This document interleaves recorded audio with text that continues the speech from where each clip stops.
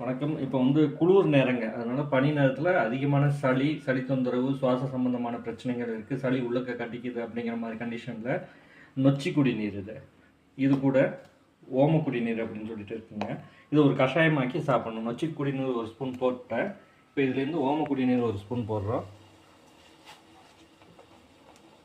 சின்ன ஸ்பூனில் ஒரு 1½ ஸ்பூன் போட்டேன். இது நல்லா கொதிக்க விடணுங்க. கொதிக்க வச்சுட்டு வடிகட்டிட்டு காலையில் சாயந்தரம் 2 டைம் குடித்தோம் அப்படின்னோம்னா ஒரு 3 நாள் குடிக்கும் போது மார்பில் இருக்கக்கூடிய சளிகள் அத்தனையுமே வந்து கரைச்சி வெளியேற்றிடும்.